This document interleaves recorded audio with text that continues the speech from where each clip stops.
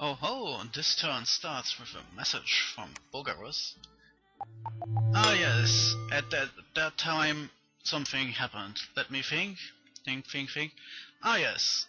See, around this time the old player from Bogarus stopped playing, but he found someone to replace himself with, and this new guy sent out this message around the turn he was taking over. I think that's what it was. Also, Mictlan tried to attack us, but they just killed some of my mammoths and some storm guards and iron crows and stuff, and they lost basically the entire army. And we got the Mire of Mystery. Again, we just lose some chaff and kill the enemy mages, which is the only thing I care about. But at around this point, if Mictlan was still controlled by a player, I would think that he simply gave up, since it's the AI. I just conclude that the AI is stupid and move on.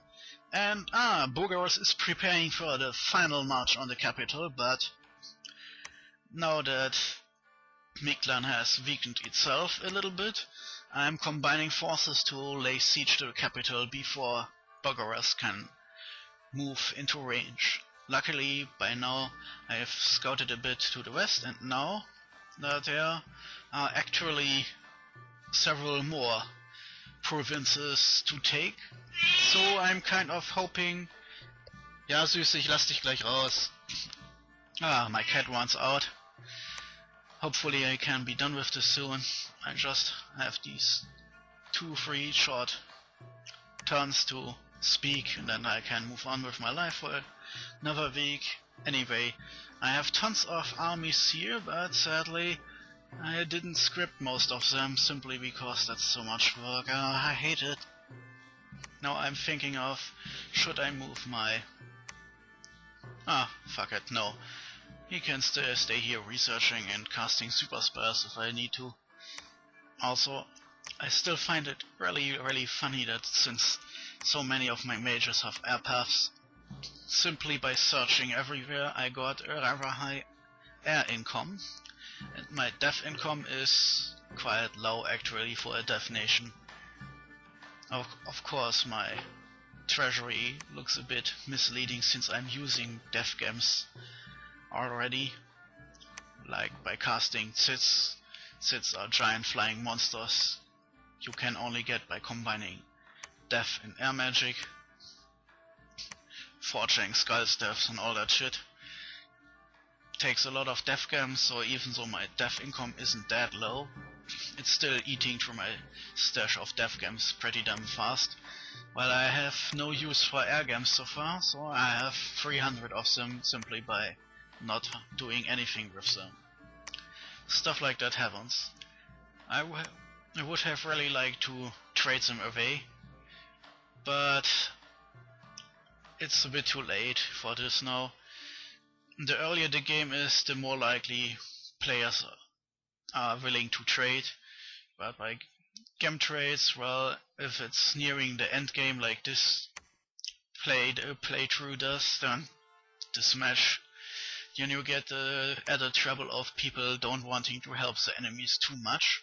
So even if you find someone willing to trade and having the right amount of gems, either he can use the gems himself by now, or he doesn't want to give you a giant stash of gems you could use to win the game. So I'm kind of sitting on them here because I don't want to... yes, some trading I did actually.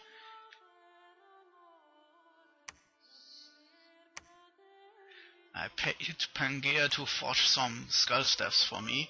Completely forgot about that. That was kind of helping. And kind of... let's just say that it made me assured that Pangea wouldn't break our new alliance too early. and it allowed me to further my preparations against Bogarus.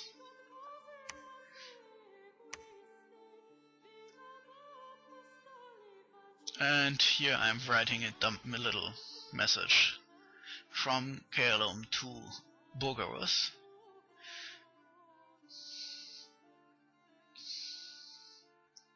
Wow, I type good.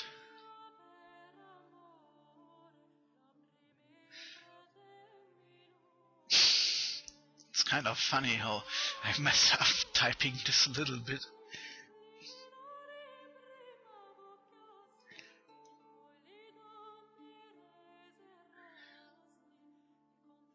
I think at this point his message was probably something about random events, but since he has air and blood, I also had to assume he was starting to amass hordes of storm demons.